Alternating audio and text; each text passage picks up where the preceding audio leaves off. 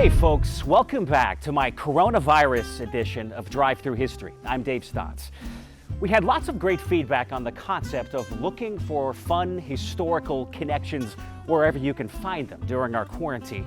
So, today we're going to discover history through my French drain and discover what my French drain has to do with today, April 20th, Patriots Day. As I discussed in the last episode, we had an erosion problem here on the west side of the house. No grass can grow here because there's too much shade, and with this slope from the neighbor's property, we always had huge mud and erosion issues, especially when it rained. A couple of years ago, after a day of storms, there was so much water out here that it soaked into our foundation. Water seeped up into the house, causing our wood floors to warp. Then it took weeks for the floors to dry, causing me to buy a whole home dehumidifier system attached to our HVAC, which runs constantly. And now I need chapstick in the summertime in Texas.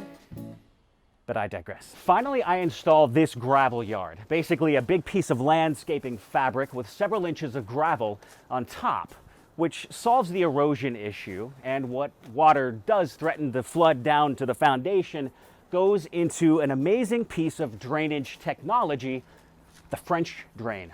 Here's one of the drains, which leads down to a perforated pipe surrounded by gravel buried underground, which takes the water away from the house and, in this case, deposits it down onto the street. It's like a barrier of flooding protection around your home. Pretty cool. Now, as long as I've had this, I've always been curious why the French had a drain named for them. Are the French just naturally good at keeping water from ruining their buildings and homes? And then a light bulb went off in my head. They are. As it turns out, a drainage system in France, although not exactly a French drain, can be seen all over the most famous cathedral in the world. Check out this clip from a recent Drive Thru History trip to Paris from an upcoming episode of our Ends of the Earth series. Notre Dame Cathedral took about 300 years to build. The long construction period is evident in its many styles of architecture. Some of the most interesting features here at Notre Dame are the infamous gargoyles that lurk about the balconies and rooftops. Gargoyles were originally created to decorate drain spouts in the gutters, which carry water away from the building to prevent erosion damage. Notre Dame also has a number of statues, known as grotesques, which just sit there in eerie poses. Many scholars believe these scary-looking creatures were meant to scare off evil spirits, which seems a tad ironic to me. So the French do know how to keep water away from their buildings. But here's the twist, and sorry to disappoint all the Francophiles who may be watching. The French drain has nothing to do with France. An American named Henry Flagg French of Concord, Massachusetts is known for having popularized these drains in his scintillating, best-selling page-turner called Farm Drainage. He was a super smart agriculturalist, inventor, lawyer, judge, postmaster, writer, and eventually became the Assistant Secretary of the Treasury. And the French drain is named after him. One last interesting tidbit about Henry French. His legacy is far greater than a drain. His son, Daniel Chester French, became a world-renowned sculptor. Daniel French is famous for dozens of notable public monuments all over America, the most famous of which is the incredible Abraham Lincoln statue inside the Lincoln Memorial in Washington, D.C. A close second favorite, for me anyway, is this one.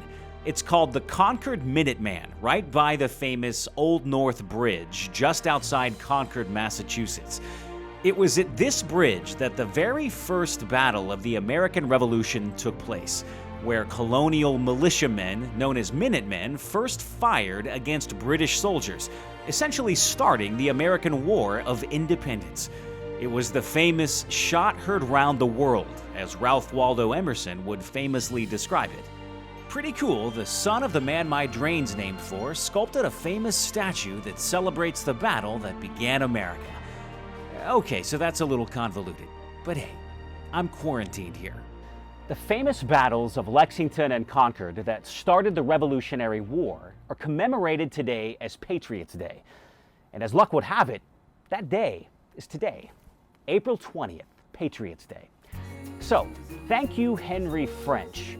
Thanks for popularizing the French drain that saved my wood floors from further damage. And thanks for raising a son who would create some of the most iconic and important statues in America. So that's it, folks. Thanks for watching this coronavirus edition of Drive Thru History. See you next time in our quest to look for history wherever we can find it. I need a haircut.